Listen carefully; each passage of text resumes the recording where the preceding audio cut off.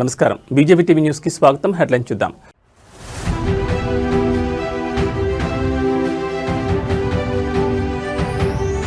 తిరుపతిలో భారతీయ విజ్ఞాన సమ్మేళన్ కార్యక్రమం పాల్గొన్న CM Chandrababu.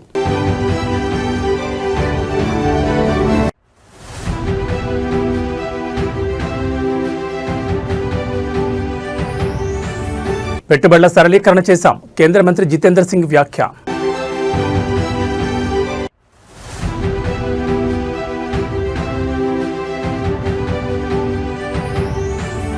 Krishna జలాలపై BRS రణభేరి, party ముఖ్య నేతలతో కేసీఆర్ భేటీ.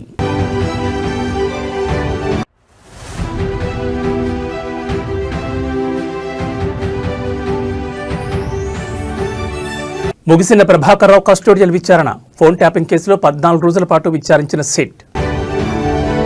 తిరుపతిలో భారతీయ విజ్ఞాన సమ్మేళన కార్యక్రమంలో పాల్గొన్నారు సీఎం చంద్రబాబు. తిరుపతిలో భారతీయ విజ్ఞాన సమ్మేళనం అట్టహాసంగా ప్రారంభమైంది. ఈ కార్యక్రమానికి ఆర్ఎస్ఎస్ చీఫ్ మోహన్ భగవత్ తో కలిసి రాష్ట్ర సీఎం చంద్రబాబు నాయుడు ముఖ్య ఆహ్వానితులుగా హాజరయ్యారు.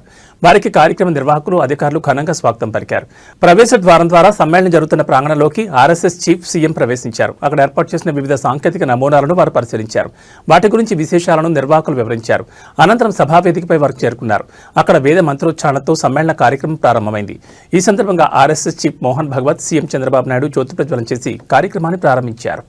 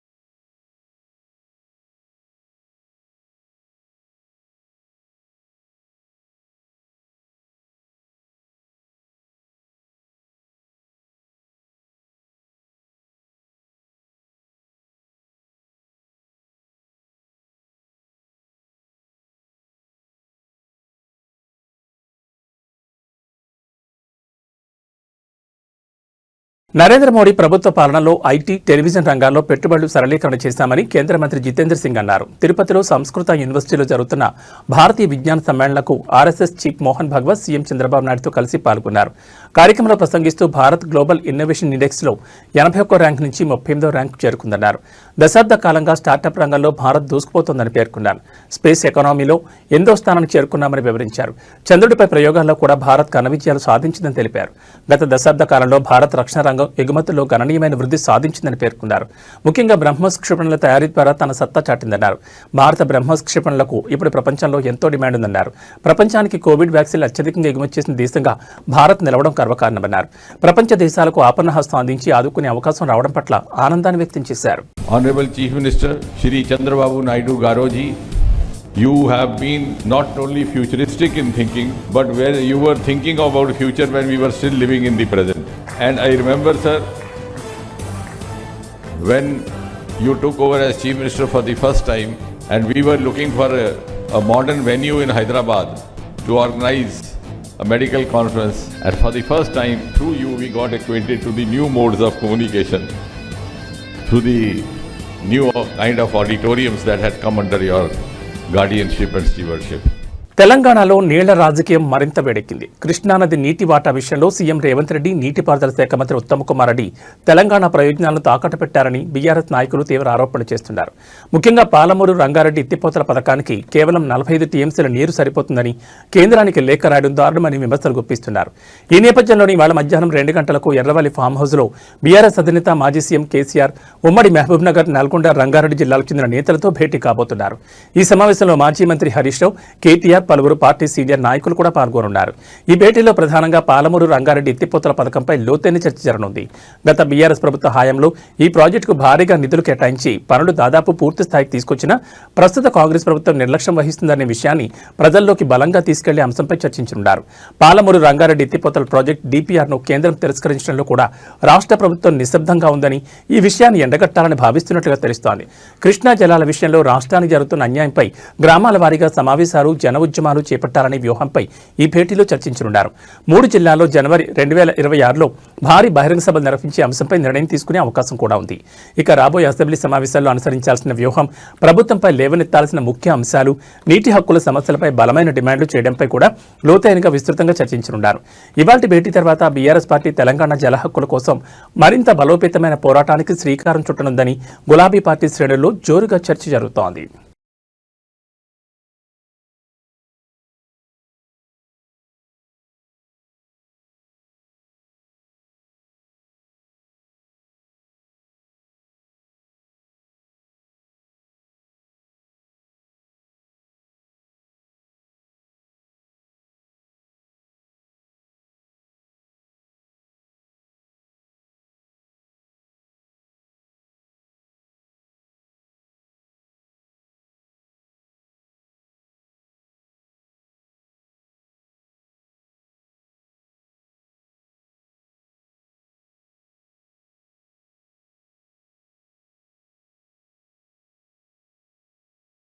అక్రమ ఫోన్ ట్యాపింగ్ కేసులో ప్రధాన నిందితుడు మాజీ SIB chief Prabhakar Rao custody విచారణ నిన్నటితో ముగిసింది.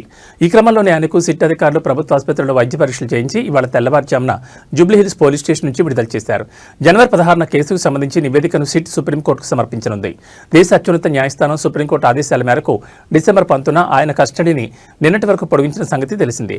ఈ మేరకు డిసెంబర్ 12న జూబ్లీహిల్స్ పోలీస్ స్టేషన్లో లొంగిపోయిన ప్రభాకర్ రావును 14 రోజుల పాటు హైదరాబాద్ సిపి వీసీ సజ్జనార్ నేతృత్వంలోని 9 మంది స్పెషల్ ఇన్వెస్టిగేషన్ టీం సుదీర్ఘంగా విచారించింది.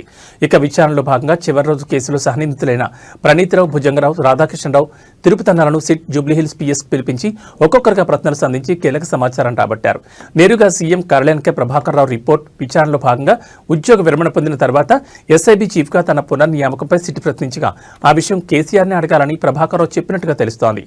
హరీష్ రావును తరచూ ఎందుకు సంప్రదింపులు జరిపామని అడగగా అందుకు ఆయన హరీష్ రావుకు మావోయిస్టుల నుంచి ప్రాణహాని ఉన్నందున జాగ్రత్తలు చెప్పేందుకు ఆయనతో తరచూ సంప్రదింపులు జరిపినట్లుగా ప్రభాకర్ రావు తెలిపారు. ఇక ఆయన విధి నిర్వహణలో భాగంగా ఉన్నతాధికారులకు కాకుండా నేరుగా సీఎం కార్యాలయానికే రిపోర్ట్ చేసేవారని సిట్కు చెప్పినట్లుగా సమాచారం. సిట్ విచారణపై ఎస్ఐబీ చీఫ్ విజయ్ కుమార్ సమీక్ష కాగా 14 రోజులుగా సిట్ విచారణ జరిగిన నేపథ్యంలో గురువారం రాత్రి ఉన్నతాధికారులు కీలక సమీక్ష నిర్వహించారు. Intelligence chief Vijay Kumar SIT chief సజ్జనార్తో పాటు సభ్యులతో సమీక్షించి దర్యాప్తు పురోగతిని అడిగి తెలుసుకున్నారు. ఈ క్రమంలో ప్రముఖులకు నోటీసుల అంశంపై చర్చకొచ్చినట్లుగా తెలిసింది. మరోసారి సమీక్షించి ఆ విషయంలో తుది నిర్ణయం తీసుకునే అవకాశం ఉంది.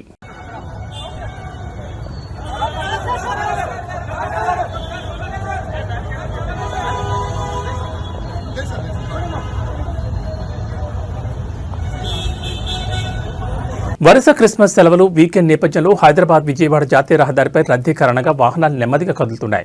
క్రిస్మస్ తర్వాత ఆఫీసులు, కాలేజీలు, పాఠశాలలు తెరవడంతో ఒకేసారి సిటీ వైపు లక్షలాది మంది ప్రయాణం చేస్తున్నారు. ముఖ్యంగా పంతంగి, చౌటుప్పల్, కోర్లపాడు టోల్గేట్ల వద్ద కిలోమీటర్ల మేర జాములు ఏర్పడ్డాయి. నేషనల్ హైవే 65పై ఔటర్ రింగ్ రోడ్ నుంచి అబ్దుల్లాపూర్ మెట్, హయత్ నగర్, చౌటుప్పల్ ప్రాంతాల్లో బంపర్ టు బంపర్ ట్రాఫిక్తో ప్రయాణికులు ఇబ్బందులు ఎదుర్కొంటున్నారు. ఇక 6 నెలల రోడ్డు విస్తరణ పనుల్లో భాగంగా చౌటుప్పల్, చిట్యాల, నార్కెట్పల్లి, పంతంగి వంటి చోట్ల బ్రిడ్జిలు, అండర్ పాస్ల నిర్మాణాల వల్ల రోడ్డు సామర్థ్యం తగ్గి ట్రాఫిక్ మరింత ఆలస్యమవుతోంది. ఈ పనులు పూర్తయ్యే వరకు ఇలాంటి ఇబ్బందులు కొనసాగే అవకాశం ఉంది. దీంతో అప్రమత్తమైన ట్రాఫిక్ పోలీసులు ప్రత్యామ్నాయ రూట్ల ద్వారా వాహనాలు మళ్లిస్తున్నారు. అంబులెన్స్లు సైతం ట్రాఫిక్లో చిక్కుకుపోతున్నాయని స్థానికులు ఆందోళన వ్యక్తం చేస్తున్నారు.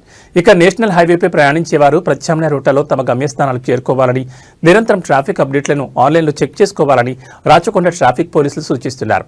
ఈ వాహనాల రద్దీ మరో 2 రోజులు కొనసాగే అవకాశం ఉందని వారు చెబుతున్నారు.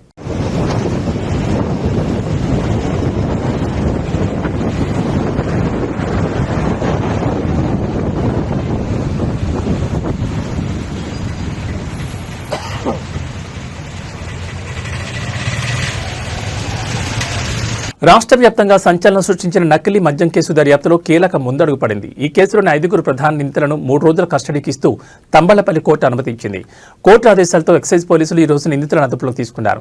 ఈ కేసులో 7 నిందితులను కస్టడీకి ఇవ్వాలని కోరుతూ ఎక్సైజ్ పోలీసులు తంబళ్లపల్లి కోర్టులో పిటిషన్ దాఖలు చేశారు.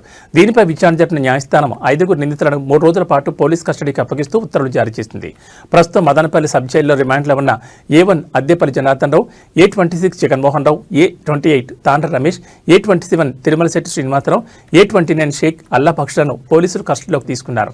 కస్టడీకి తీసుకున్న వెంటనే నిందితులకు వైద్య పరీక్షల కోసం ఆసుపత్రికి తీసుకెళ్లారు. వైద్య పరీక్షలు పూర్తయిన తర్వాత వారిని విచారణ నిమిత్తం మదనపల్లి ఎక్సైజ్ పోలీస్ స్టేషన్కి తరలించనున్నారు. ఈ కేసుకు సంబంధించి ప్రత్యేక దర్యాప్తు బృందం అధికారులు వీరిని ప్రశ్నించి కీలక సమాచారం రాబట్టే అవకాశం ఉంది. ఈ విచారణలో మరిన్ని కీలక విషయాలు వెలుగులోకి రావచ్చని అధికారులు భావిస్తున్నారు.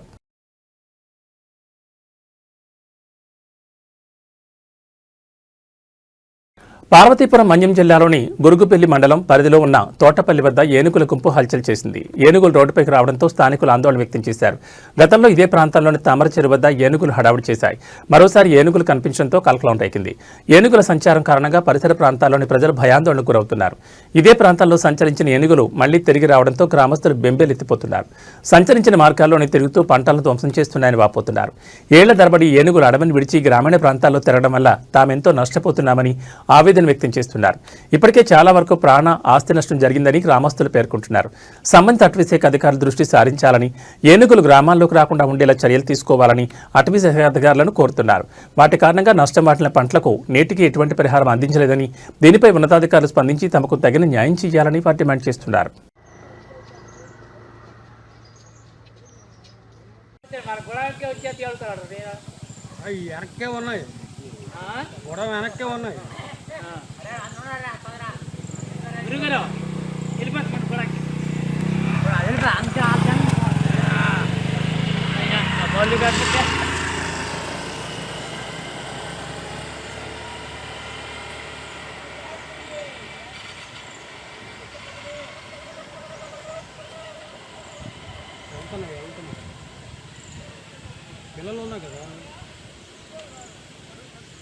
రైతులకు తెలంగాణ ప్రభుత్వం గుడ్ న్యూస్ చెప్పనుంది. వచ్చే సంక్రాంతికి రైతుల ఖాతాల్లో రైతు భరోసా డబ్బులు జమ చేయనున్నట్లు సమాచారం. యాసంగి సీజన్కు చెందిన రైతు భరోసా డబ్బులు రానున్న జనవరిలో విడుదల చేయాలని భావిస్తోంది. శాటిలైట్ ఇమేజెస్ ద్వారా రైతులు పంట డేటాను సిద్ధం చేస్తోంది. జనవరి 2వ వారం వరకు ఈ వివరాల ప్రక్రియ పూర్తి కానుంది. అయితే ఈసారి పంటలు సాగు చేయని భూములను రైతు భరోసా నుంచి మినహాయింపించే అవకాశం ఉందని అధికారులు చెబుతున్నారు. రానున్న అసెంబ్లీ సమావేశాల్లో దీనిపై ప్రభుత్వం క్లారిటీ ఇవ్వనుంది.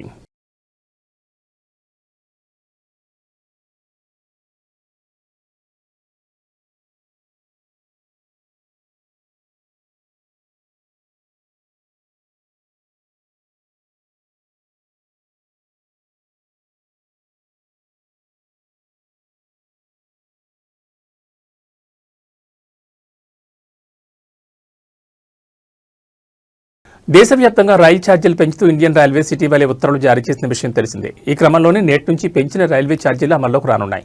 ఈ ఛార్జీల పెంపును రైల్వే అధికారులు నోటిఫై చేయగా 215 కిలోమీటర్లు దాటిన ప్రయాణానికి జనరల్ విభాగంలో ప్రతి కిలోమీటర్కు 1 పైసా చొప్పున, మెయిల్ ఎక్స్ప్రెస్ రైళ్లలో నాన్ ఏసీ, ఏసీ తరగతిలో ప్రతి కిలోమీటర్కు 2 పైసలు చొప్పున ఛార్జీలు పెరిగాయి.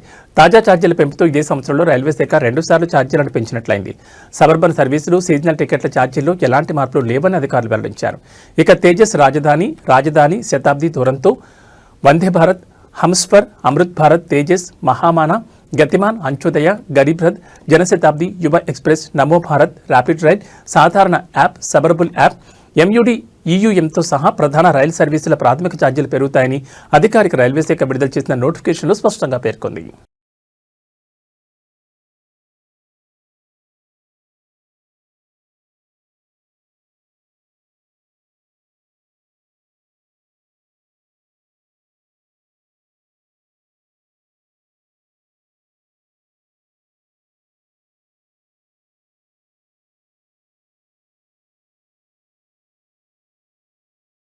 మహబూబాబాద్ జిల్లాలోని రైతులు యూరియా కోసం ఎదురు చూడాల్సిన అవసరం లేదని, ప్రస్తుతం నిల్వల కొరత కారణంగా పంపిణీ చేయడం లేదని వ్యవసాయ అధికారులు స్పష్టం చేశారు.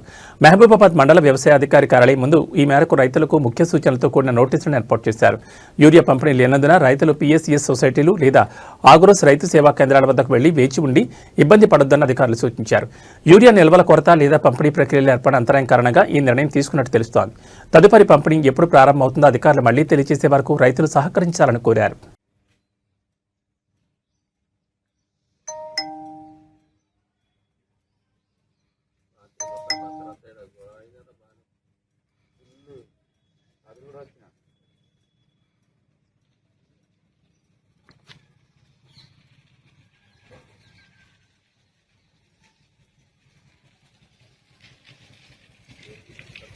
కొండగట్టు ఘాట్ రోడ్లో మరో ప్రమాదం చోటు చేసుకుంది. జగిత్యాల జిల్లా కొండగట్టు ఆంజనేయస్వామి ఆలయ ఘాట్ రోడ్లో ఆటో ప్రమాదం గురై నలుగురికి తీవ్ర గాయాలయ్యాయి. ఆలయ దర్శనం ముగించుకున్న భక్తులు ఆటోలో కిందికి వస్తుండగా ఘాట్ రోడ్లో ఆటో అదుపు తప్పి సైడ్ వాల్ని ఢీకొట్టింది.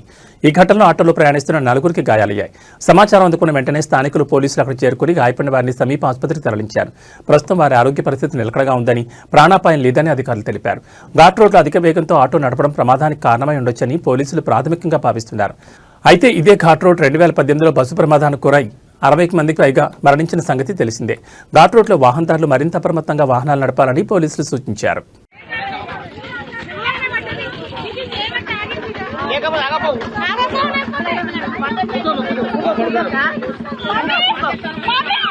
తిరుమల శ్రీ వెంకటేశ్వర స్వామి దర్శనానికి భక్తుల రద్దీ రోజురోజుకు పెరుగుతోంది. సెలవులు, శుభకార్యాల సీజన్ కావడంతో దేశవ్యాప్తంగా వివిధ రాష్ట్రాల నుంచి భక్తులు తరలివస్తున్నారు. దీంతో దర్శనార్థులు శిలాతోరణం వరకు విస్తరించిన క్యూలైన్లో గంటల తరబడి నిరీక్షించాల్సిన పరిస్థితి ఏర్పడింది. సర్వదర్శనానికి ప్రస్తుతం సగటున 24 గంటల సమయం పడుతోంది. ప్రత్యేక ప్రవేశ దర్శనాలకు ఆలస్యం తప్పడం లేదు. భక్తుల రద్దీని దృష్టిలో పెట్టుకుని క్యూ కాంప్లెక్స్లో అదనపు సిబ్బందిని నియమించారు. త్రాగునీరు, అన్నప్రసాదం, శానిటేషన్, వైద్య సదుపాయాలను మరింత మెరుగుపరిచామని తెలిపారు. వృద్ధులు, దివ్యాంగులు, చిన్నపిల్లలతో వచ్చే భక్తుల కోసం ప్రత్యేక లైన్లు ఏర్పాటు చేసి సౌకర్యాలు కల్పిస్తున్నారు. ఎండల తీవ్రతను దృష్టిలో పెట్టుకుని షామియానాలు, ఫ్యాన్లు, వాటర్ ట్యాంకర్లను ఏర్పాటు చేసినట్లు అధికారులు వెల్లడించారు. భక్తులు సహకరిస్తే దర్శన ప్రక్రియ సాఫీగా కొనసాగుతుందని టీటీడీ విజ్ఞప్తి చేస్తోంది.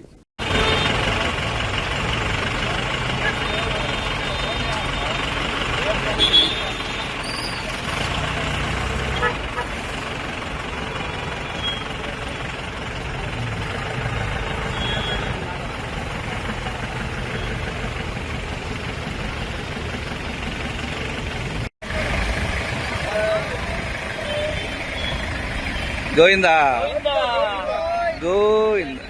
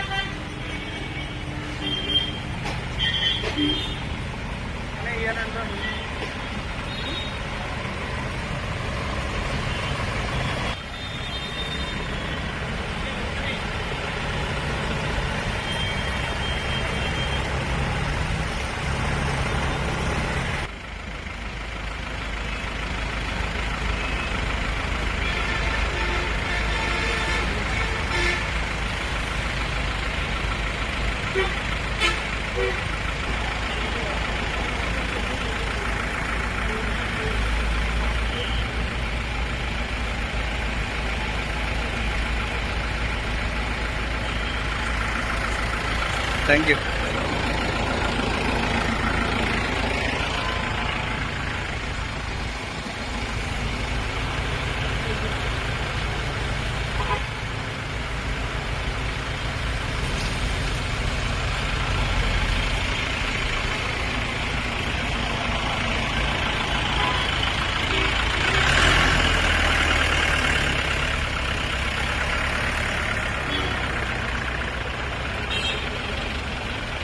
ఇవి ఈ బులెటిన్ విశేషాలు. మరో బులెటిన్లో మళ్ళీ కలుసుకుందాం. నమస్కారం.